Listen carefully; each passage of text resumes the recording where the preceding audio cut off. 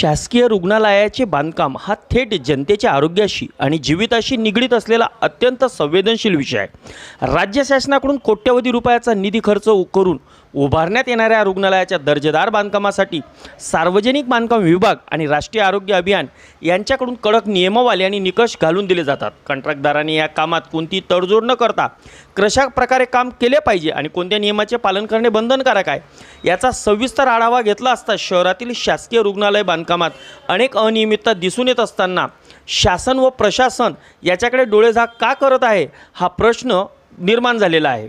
प्राप्त माहितीनुसार वरुड शहरामध्ये निर्माण करण्यात येणारी रुग्णालय इमारत ही सर्वसामान्य इमारतीसारखी नाही।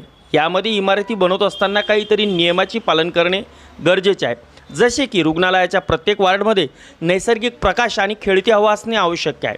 ICU, ऑपरेशन थिएटर आणि जनरल वार्ड यांची रचना अशी असावी ज्यामुळे संसर्ग पसरणार नाही। 2. बांधकामाचा दर्जा आणि साहित्याची गुणवत्ता। कोट्यावधीच्या कामात साहित्याच्या दर्जाबाबत सर्वाधिक तक्रारी येतात। यासाठी बांधकामाच्या प्रत्येक टप्प्यावर उदाहरणार्थ पाया भरणे, स्लॅब टाकणे, नामांकित शासकीय अभियांत्रिकी महाविद्यालय किंवा मान्यताप्राप्त संस्थेकडून थर्ड पार्टी ऑडिट करून घेणे बंधनकारक आहे। त्याचप्रमाणे बेडपर्यंत ऑक्सिजन पोहोचेल अशी गळतीविरहित पाईपलाईन सिस्टीम उभारणे, ऑपरेशन थिएटर आणि ICUमध्ये बॅक्टेरिया फ्री व्हिनाईल फ्लोरिंग आणि भिंतीवर विशेष अँटी बॅक्टेरियल पेंट वापरणे आवश्यक आहे। अखंडित वीज पुरवठ्यासाठी हाय कॅपॅसिटी जनरेटर सेट बसवणे, तसेच रुग्णालयातील दूषित पाण्याचा पुनर्वापर करण्यासाठी इन्फ्लुएंट ट्रीटमेंट प्लांट STP उभारणे इत्यादी कायदेशीररित्या बंधनकारक आहेत। वेळेचे बंधन आणि कामगाराची सुरक्षा कालमर्यादेतच काम पूर्ण करावे लागते।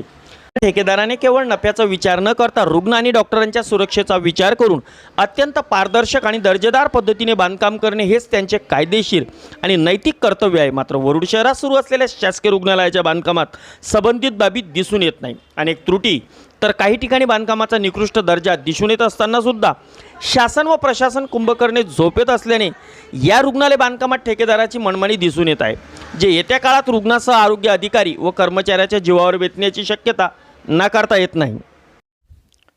वरुडसारख्या शहरामध्ये एवढ्या मोठ्या हॉस्पिटलची निर्मिती होणे हे खरोखरच आरोग्यदायी पर्वणी आहे। परंतु असं असताना एवढ्या मोठ्या हॉस्पिटल बनवत असताना त्याच्या नियमाचं पालन करण्यात आलेलं आहे काय?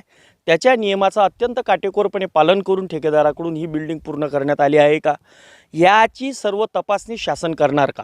याचीच तपासणी शासन करून अंतिम अहवाल सादर करणार का? त्यानंतरच ठेकेदाराचे देयके देण्यात येईल की पुन्हा चिरीमिरी करून ठेकेदारांचे बिलं अदा करण्यात येईल?